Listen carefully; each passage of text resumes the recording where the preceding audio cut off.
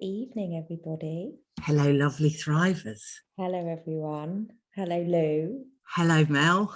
Nice to be back here again on a Thursday. Nice to see you. You look very nice, whatever's behind you. For those people that are watching or listening on audio afterwards, it's going to be a bit confusing. But you've got a very nice little display going on behind you tonight. I know, it almost looks a bit home and country, doesn't it? It looks very house and gardens, dear. House and gardens. You that don't know what on earth we're talking about, it's a magazine in the UK that's terribly nice. It's got very nice things in it, house and gardens. It is indeed. Anyway, we're wittering. What are we talking about tonight?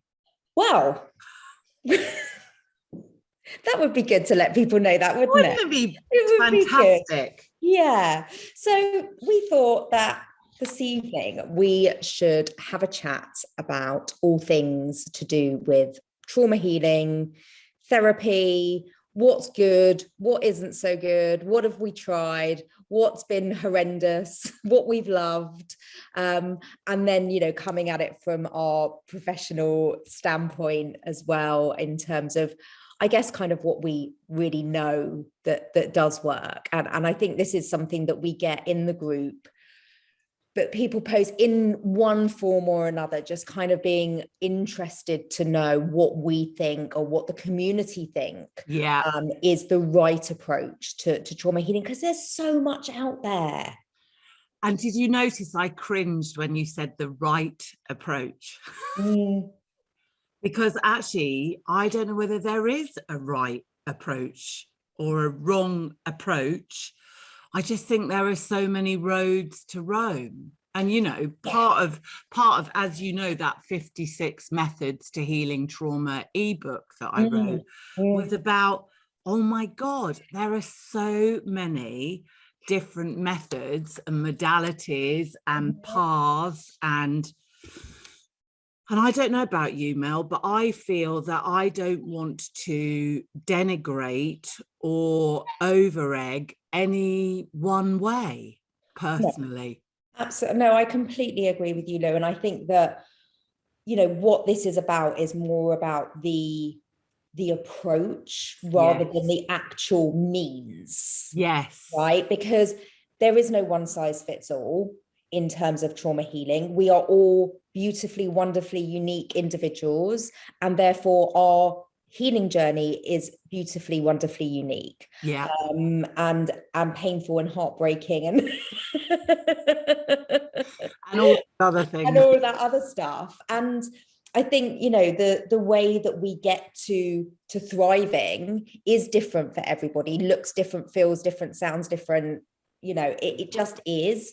But I do think, as you and I know, that there are certain approaches, and I think we'll talk a little bit later about the sort of the phased approach. But within that phased approach, there are so many different modalities and methods that people can check in with and try and see what does fit them. Yeah. And, you know, I get confused personally, just thinking about all the methods and modalities and ways. I get confused as a clinician knowing what's out there, certainly in the kind of psychotherapy field, because if you like, everything's got a CBT or an EFT or an EMDR or an NLP, everything's got like a blooming acronym. So God knows where you start if you're new to the field, because I think some people don't know the difference between you know, and this is not slighting them, why would I wouldn't have known either, the difference between counseling or psychotherapy or, you know, what that all means. And that's just in a kind of psychological format, whereas I think you and I tonight are going to speak probably mind, body, spiritual format as well, because they're all healing modalities. Absolutely. Whatever camp they fit in. Yeah, they are. So, do you want to go first then? What, just in a question, just personally, in what worked for you, or what have you tried on your journey of all of those different kind of, or just a little selection? I will go firstly, because mine isn't anywhere near as colourful as yours. Well, that's because you're not as old as me. Oh, I don't know. You've got another decade or so to go. Yeah, I might try a few more in the next few years. I think, well, the first introduction to any type of therapy that I had was when I was sort of 15, 16, actually a little bit younger. And, that was very much a kind of counselling approach. So it was going and sitting in a room with a counsellor and being expected to just talk. And I mean, I don't know about you, Lou, but even now, you might find this difficult to believe. Yeah, I think I know where you're going with this one. Find that quite difficult, and also a little bit, for me, a little bit intimidating, actually, because for me, my experience of counselling was that there wasn't really any direction. And certainly at that age, and with the trauma that I had experienced at that point, I mean, I didn't know if I was Arthur or Martha, let alone, being able to just kind of walk into a room and be expected to kind of talk about, well, what was I supposed to talk about? Yeah. Was I supposed to talk about what was going on at home? Was I supposed to talk about my trauma? Was I supposed to talk about, walking the dog? I mean, I just didn't know. Yeah. So I found that really difficult. And I think that left a bit of an effect on me in terms of me seeking therapy further down the line, actually, because that was the only experience I'd had. That's what I thought all therapy was. Yeah. And then my next kind of, I guess, the next thing I tried after that was a 12-step program, which again, had massive benefits for me, but missed a lot of stuff out. As we know, 12-step isn't terribly trauma informed. We'd like it to be more trauma informed. It would be amazing. And 12-step is fantastic in so many other ways.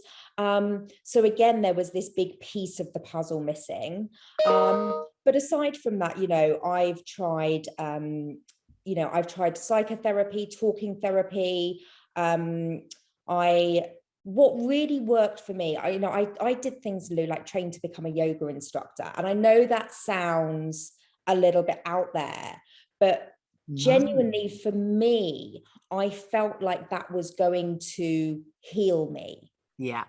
I felt like that was going to be the thing. Or, my meditating at a Buddhist center for 2 hours every Saturday morning. And, this is the story that I love telling, which is I'd go to the Buddhist center and I'd meditate for 2 hours and I'd come out and I'd call the dealer, and, bring it on for the weekend.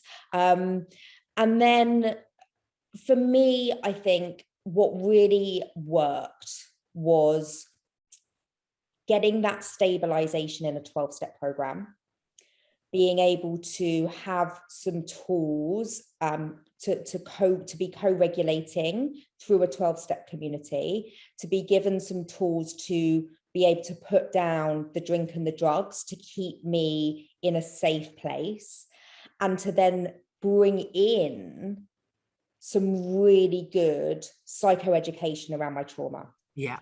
Which then prepped me for my first experiential experience in trauma healing, which was the Pia Melody program. Right. Yeah. And from then on, I continued to have the psychotherapy, but the game changer for me was when I paired that with the somatic experiencing. Yeah. It's interesting, isn't it? Because what you're describing is kind of layering and how we come to different things at different points, but actually in the whole journey, all of it's kind of, in a way, perfect timing. Mm-hmm. Mm-hmm. Because I do think, and there probably are people listening to this going, oh, I should never have done that, and I shouldn't have tried that, and I had and I don't think that there are bad methods. Maybe I'm going to reframe that later, but I think there are ineffective guides sometimes, or I think potentially we do the wrong method or vehicle or modality not quite at the right time for us. But I'm a great believer that everything that we do on our path teaches us something. Absolutely. Oh, I couldn't agree with you more. And you know, I've also tried the Reiki and the spiritual healing and that stuff as well, which has helped. You know, I'm not going to dismiss it at all. I mean, it, you know, that stuff was really helpful, but for me, there needed to be more than that. I don't know whether I want to start saying some of the things that I've tried, because we might be for the next half an hour or so. But I was even trying to think back to, God, how did I start? And I think I started, well, I didn't really start after my psychotic break at 24, 25. I think I dabbled in a bit of talk therapy for a while. And I think somebody sent me to the local drugs and alcohol unit, but I didn't really go back. And then I don't think I did anything until, 30 odd. So, and I trained in personal training. I was a personal trainer, not a yoga teacher. And then I started with NLP, neuro-linguistic programming, and hypnotherapy. And so I thought I became a kind of solution-focused hypnotherapy NLP person, and I thought that was going to sort me out. And unfortunately, it didn't really. I mean, it helped for those of you that are doing NLP and hypnotherapy. Of course, it helps.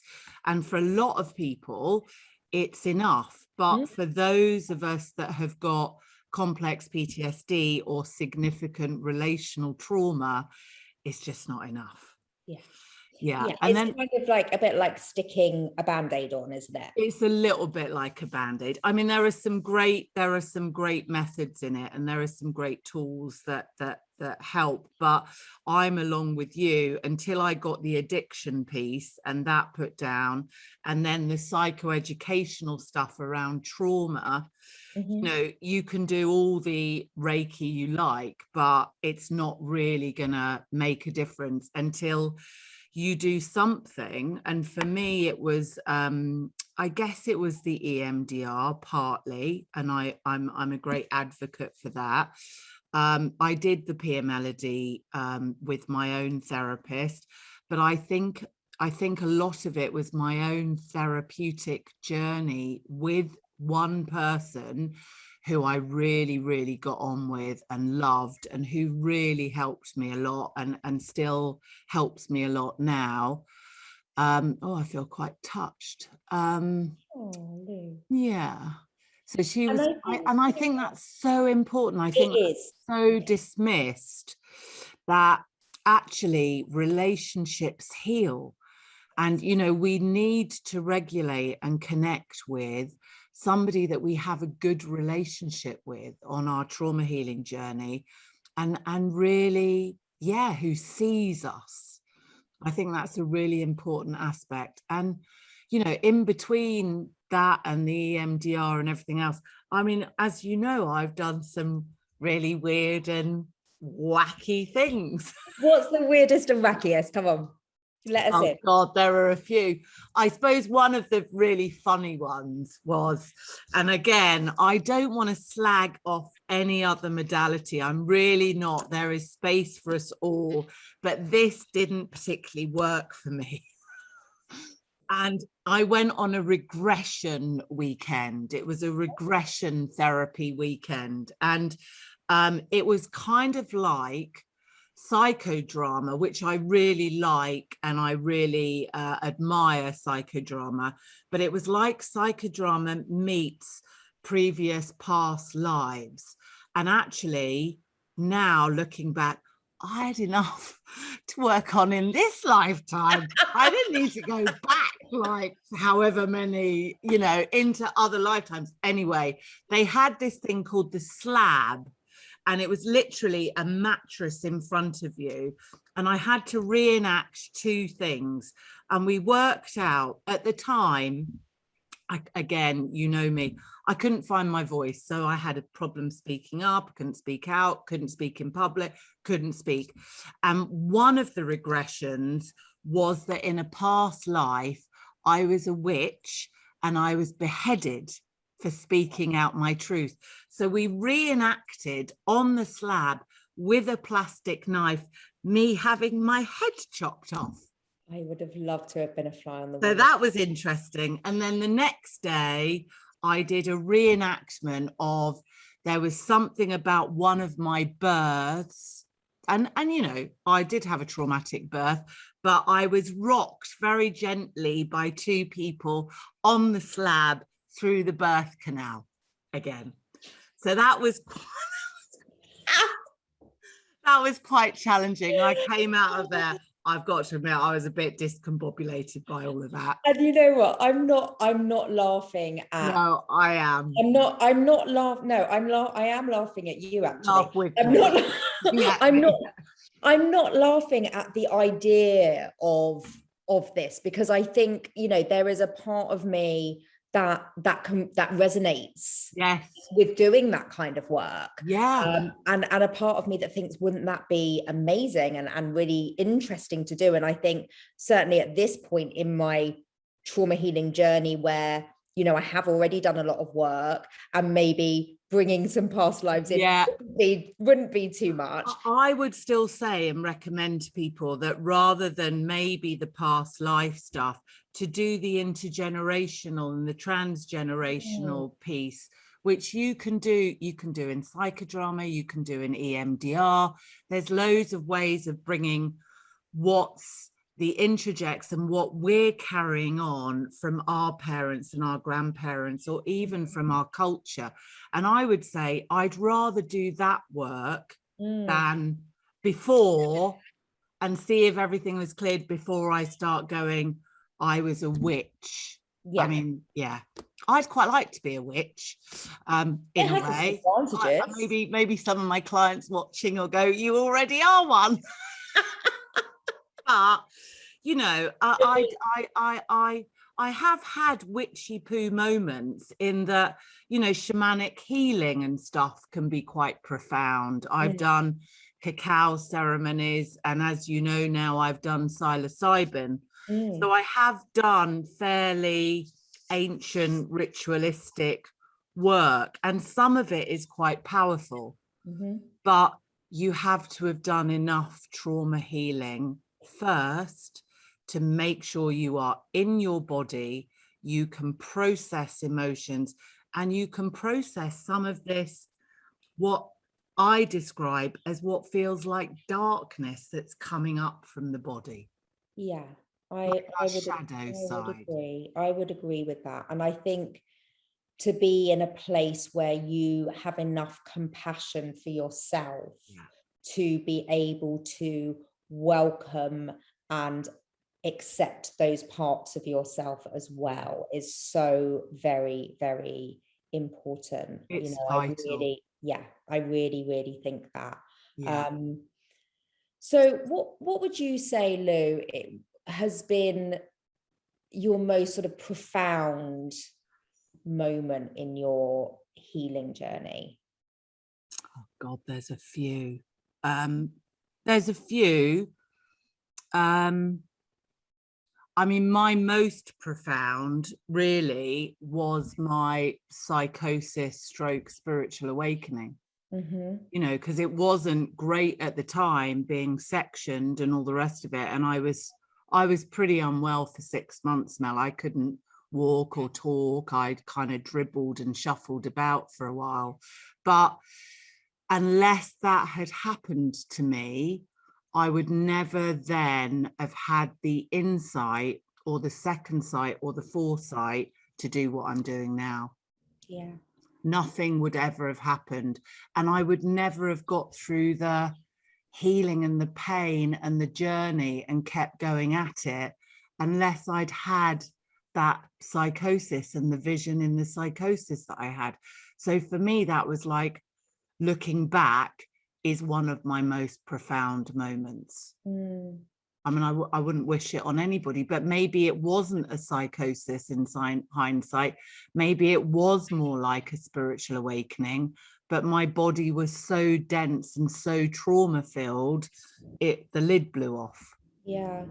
You know, And I think that's really interesting, you know, in terms of, I always, you know, when I speak to my clients and they kind of say, you know, that they feel like they're having some kind of breakdown. And I like to reframe those moments as breakthroughs rather than breakdowns, because I think we need to have those moments where the darkness does break open, you know, and does come out, and there's a shedding of a layer of trauma, so that we can go deeper in and shine a light further inside of what is really happening. Well, it's interesting that you say that, because, you know, trauma therapy or trauma healing, or the body keeps a score, or the body remembers, or our belief systems around healing. And I'd be interested in anybody's comments before or after and what their thoughts are, is that, you know, we discharge, don't we? We discharge trauma from the body, whether it's a kind of fight flight response, or it's shaking, or it's tremoring, or it's releasing, or whether it's emotions that are coming up from the body to be released. But to me, a lot of the journey has been that. It's been a lot of shaking, a lot of tremoring, a lot of release work. In fact, it all feels like it's release work that's coming up from the body. And, you know, one of my two most profound moments were realizing that I could shake on my own, and that I could sob on my own and keep breathing and keep okay, and just allow that release to happen. And, you know, trauma release on your own. You know, you wake up in bed in the morning, you go into the body, you stay with it, you know. And my cancer surgery, you know, the 8-hour operation, thank God I knew enough to be able to trauma release immediately after. And I swear to God, that and the 40 minutes of eyes left, right, shaking, allowing it up through my body, meant that I didn't have that many problems after that, whereas other people were kind of floored by it. Yeah. So I do think you're right. I do think it's a lot of dropping down. And also, if you do something like Brandon Bay's The Journey, which is another method, I wouldn't say it's a trauma healing method. I wouldn't say if you've got shed loads of trauma, go there, because again, you need to be in the integration or the final phases before you do some of these methods. But she, or that process, drops you straight down away from the cortex into the body. And one of the exercises is about you taking a torch and you shining the light into all the crevices and the darkness and you know, no matter what people say, and there's loads of people on Facebook at the moment going, you don't have to relive the trauma, you don't have to go back there, you don't have to, you know, you don't have to do anything. But I disagree, because you have to be able to sit with your affect and what's going on in your body and not be scared of it. Yeah. And I think that for me, there are two red flags when it comes to people talking about trauma therapy or trauma healing. And those two red flags for me are either people that want to take you there too quickly, or people that want to bypass it completely. Yeah, they're brilliant points. Yeah, I think they are really the two. If somebody was coming to me, and you know, I didn't feel that I was equipped to help them as a professional myself, they would be the two main pieces of advice, I guess, that I would give people is, you know, watch out for people that want to take you into the trauma too quickly, or people that want to completely bypass it. Because I think I have had experience of both of those things. Have you? Yeah, absolutely. And both of them were very dangerous for me. Yeah. Especially as somebody that used substances and alcohol as my survival method. You know, the going there too quickly and the bypassing it took me straight back to those coping mechanisms. Yeah. Well, we have to build up the capacity, don't we? Which is, you know, if you think about the 3 phases of trauma healing, it's kind of stabilization, isn't it? First, processing, and then integration. So if the stabilization piece isn't there and somebody is dissociating or they're using very heavily and they can't stay with their, what we call in the trade, affect, or they can't tolerate their emotions in their body at all, it's very difficult to process anything. Yeah, absolutely. You know, I just want to, I think it will be really helpful to just spend a few minutes talking, because this is the phased approach yes, that I mentioned at the beginning. And this is something that I, you know, in my kind of professional training, I wasn't necessarily taught it in that way, or shown it in that way, but I had the foresight, because of my own personal experiences, to know that that was the way to work with clients. And it wasn't even necessarily that I knew that was, you know, that I, as I say, that I learned it. But I just wonder, Lou, you know, you're great with this phased approach, and I've learned so much about it from you. If you can just talk a little bit around that and just explain what it is and how it might look different with different modalities or different methods. Cool. Okay. So as far as stabilization goes, I kind of see it almost as putting the foundations in. You have to lay the foundations, you have to lay the psychoeducation down. People have to understand about trauma. They need to understand about the brain. They need to understand about survival responses, why they're not to blame for trauma, and, you know, whether they're children or adults. They need to understand about parts and different parts of them, whatever the therapist calls parts and whatever modality they use. They need to know about the polyvagal theory, or at least the window of tolerance, and how we go into hyperarousal and hypo. And, you know, somebody says, well, awareness doesn't change things. Knowledge doesn't change things. But to me, you need to do all of that pre-learning, because awareness is power, knowledge is power.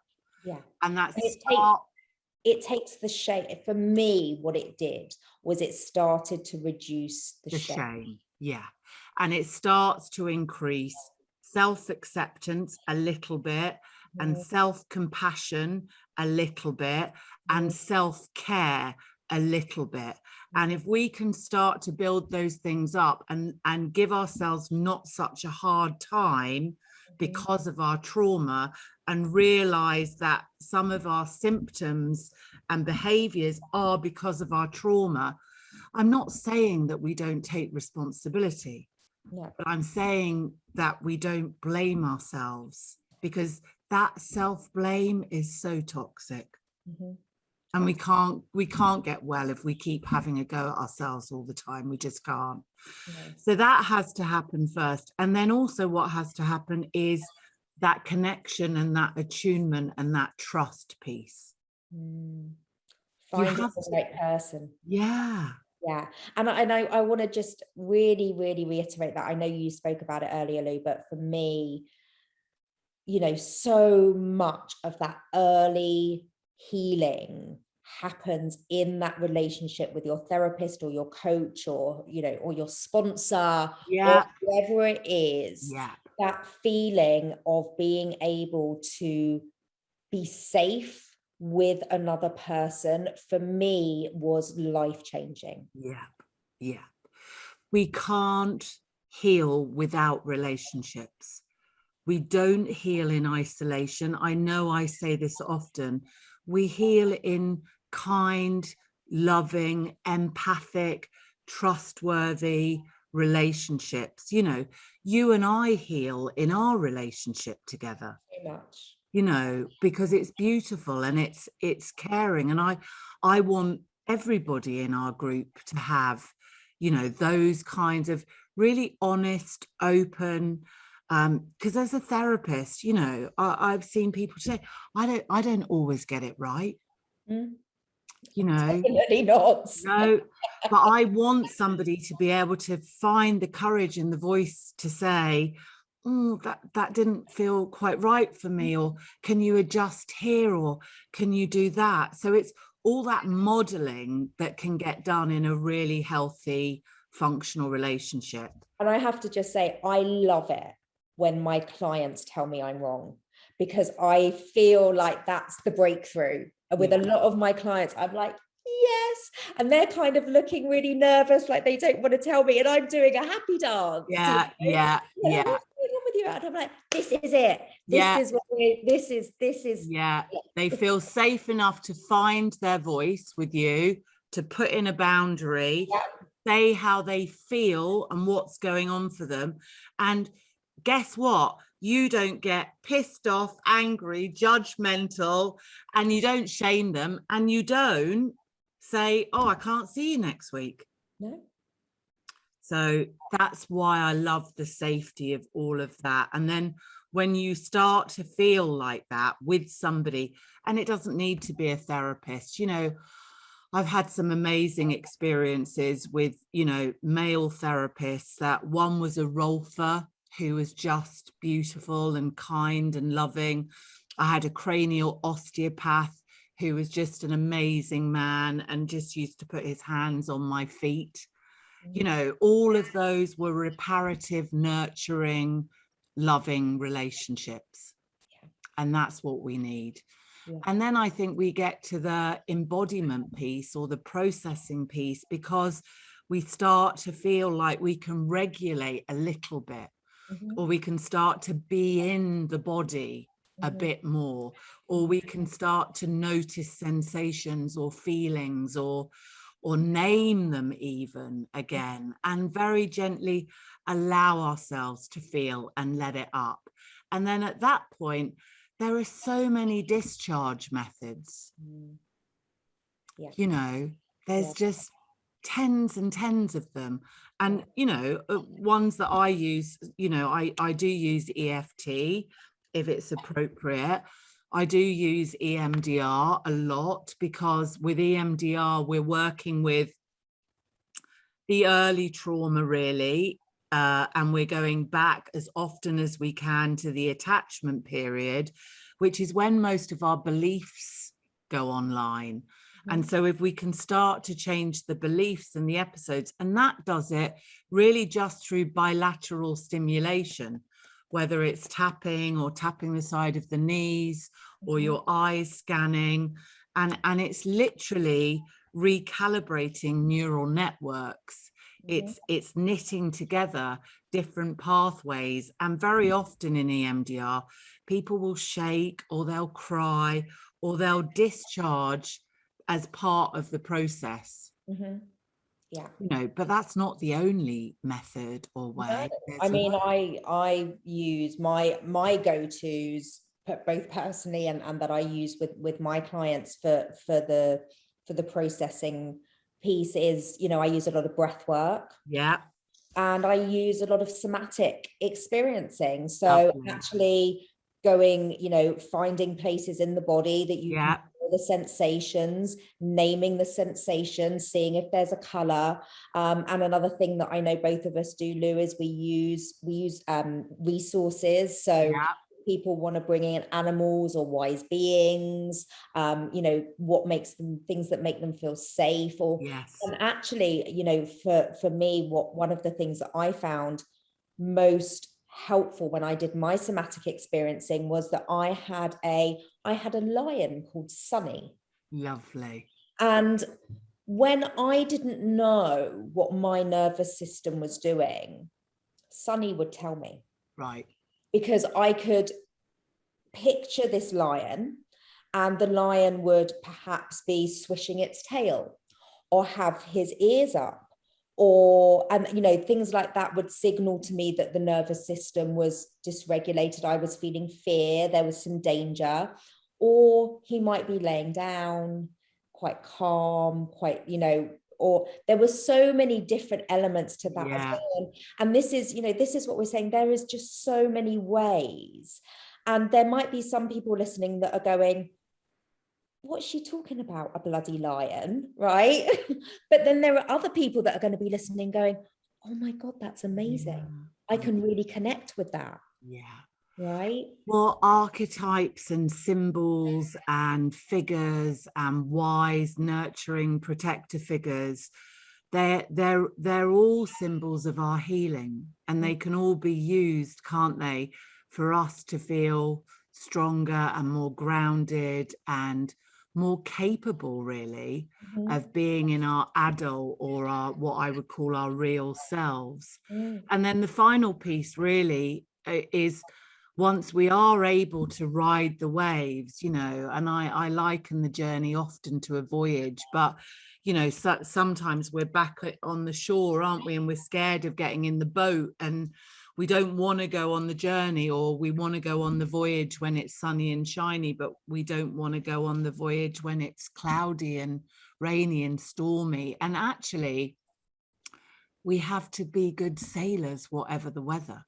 Absolutely. Otherwise, we never get to where we're going. We never get to the destination we've got in mind, because we're too trapped on land. So, the integration piece for me, after we've done the processing and we've got used to the waves and we've let up some of the feelings or the whirlpools and we've made a few friends with the fish, is about, I don't know, for I'd be interested what it was for you, but for me, and certainly for clients, it's about reclaiming really that adult real self and being free to be who you really are without the trauma holding you back. Absolutely. And I think the way that I describe that, Lou, is when I've done the processing work, I've unblocked a lot of the stuff that holds me back from being able to be in my adult, to being able to be in my nurturing adult self. Yes. Because when all that trauma is there and it's stuck and it's stored in me, I can't access that part of me, because all that's happening is I'm going, and these are my names for my parts, is I'm going wounded child, adapted adult. So I'm either breaking down, sobbing, scared, don't know my place in the world, can't find a sense of safety, to, as you would say, foxtrot Oscar the rest of the world, I'm going to do this on my own, don't tell me what's best for me. Yeah.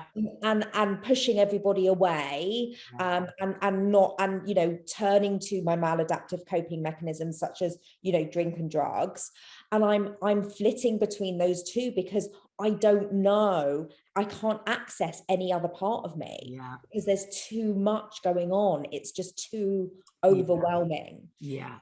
So the processing for me releases that overwhelm.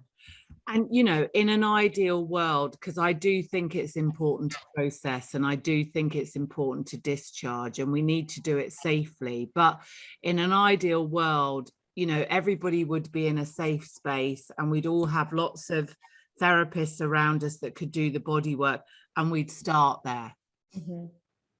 But unfortunately, we're not in a world where everybody is in treatment or in safety. We're in a real world. So, sometimes it's a longer journey, because you've got to do that stabilization. You can't always jump straight off into discharging, even if somebody is in their not okay child. We've got to try and resource the adult a bit. Yeah, that's it. Absolutely. And it's different timeframes for everyone. Yeah, it really is. I think that's really, really helpful though, Lou. And I know if I was, at a place where I perhaps hadn't started on my trauma healing journey, or I was sort of dipping and trying and nothing seemed to be really working, everything that you just said would just be really, really useful, really helpful. I think, Mel, for anybody that's at that stage, that I would say a few things. I would say firstly, and I'm not promoting it because I'm not selling it, so it's free. Go to the traumathrivers website.com and download the free ebook, because there are 56 methods in there to healing. And even if therapy doesn't suit you, there are loads of other things that you can do. There's loads of movement stuff, there's loads of art stuff, there's yoga, there's TRE, there's shamanic healing, there's sound. Start somewhere. Just start where you feel comfortable, and then start with a person. This would be my advice. Listen to your heart, listen to what resonates with you, and try and find a guide who doesn't make it all about them. I like that. Try and make it with somebody who knows that they're there to guide you, but they're not the guru. Who knows that they're the mirror to hold your hand on the journey, but they're not doing it to you. You're doing it with one another. And just somebody really caring and trustworthy and intuitive that you feel safe with. Because if you don't feel safe, don't go there. I love that. I think that's really good sound advice, Lou. Well done. Good. Have you got anything else that you'd like to add or say? Just that, trauma healing is, as I said in the beginning, it's painful and it's heartbreaking in equal measures that it's wonderful and beautiful. And be on the journey. That's what I would say to people. It is a journey. It's not, and we spoke about this last week. There is no final destination to healing.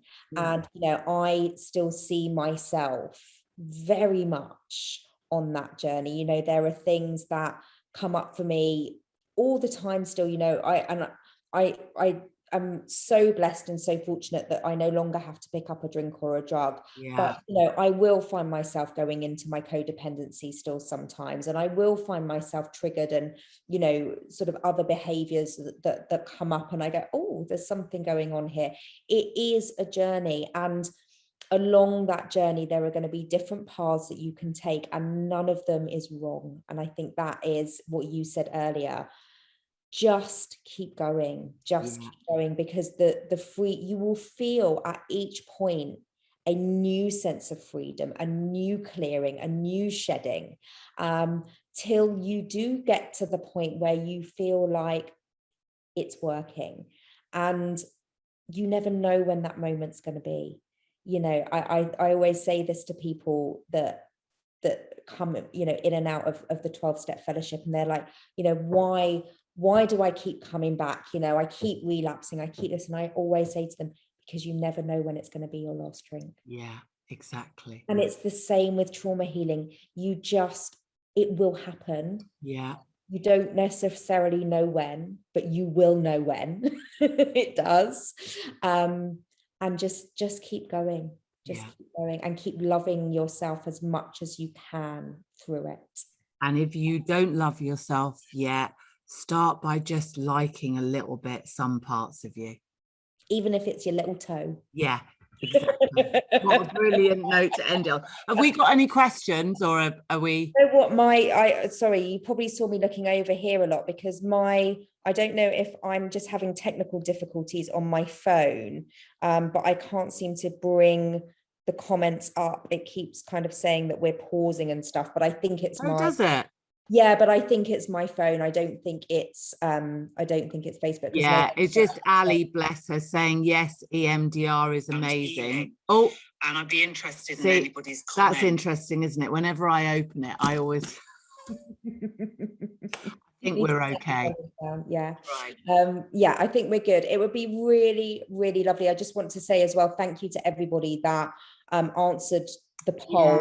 Yeah, It was thank really you. interesting to see the EMDR got the most votes for modalities of healing that people had tried. So that was really, really interesting. And if you're watching this on replay, let us know. And ask questions. This community is full of clinicians. Yeah. For people that are in this community that don't know that, there are loads of amazing, wonderful, knowledgeable, experienced clinicians in this community. Yeah. Ask the questions. Don't be afraid to do that. I would say, Mel, we're almost half, probably. Yeah. So what an half amazing clinicians, resource. yeah, half. So 2,000 odd people in the group are clinicians. Yeah. So I'd love all of your feedback. And if you're listening to this on a podcast, which you might be, or YouTube, come join our Trauma Thrivers group. Yeah, absolutely. Yeah. It is a very brilliant place to be. And you'll get more funny stories about, having your head chopped off and that. What's not to like, eh? Anyway, love to you all. Love Have a you. wonderful week. Thanks for being here with us. And I hope you enjoyed it. Please let us know.